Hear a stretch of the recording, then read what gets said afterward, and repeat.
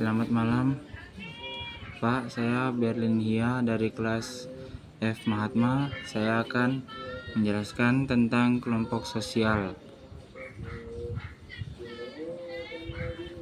Pengertian kelompok sosial.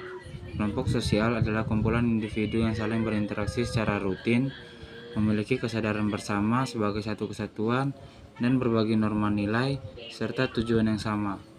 Dalam sosiologi, kelompok sosial merupakan unit dasar masyarakat yang memengaruhi perilaku, identitas, dan dinamika sosial individu.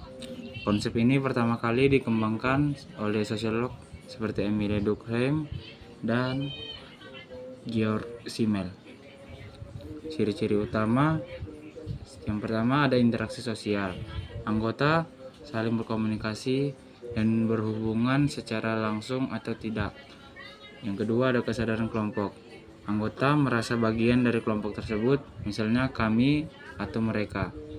3. Ada struktur dan norma. Ada aturan peran dan ekspektasi yang mengatur perilaku anggota.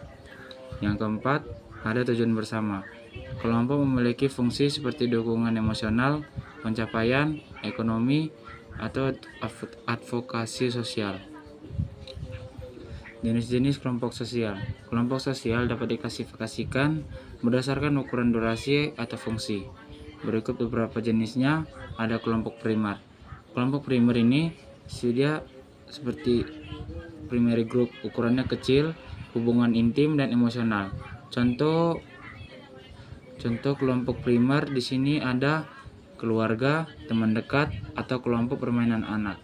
Fungsinya memberikan dukungan efektif dan sosialisasi dasar. Yang kedua ada kelompok sekunder. Yang untuk sekunder ini ukurannya lebih besar, hubungannya formal dan impersonal. Contohnya tempat kerja, sekolah, atau klub olahraga profesional seperti klub olahraga bola dan klub olahraga basket segala macam. Fungsinya fokus pada pencapaian tujuan spesifik seperti produktivitas atau pendidikan. Yang ketiga ada kelompok referensi.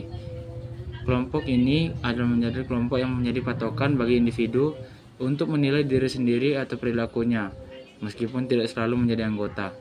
Contohnya di sini ada selebriti atau komunitas online yang memengaruhi gaya hidup seseorang. Dan yang keempat ada kelompok in-group dan out-group. In-group ini kelompok yang dirasakan sebagai kami.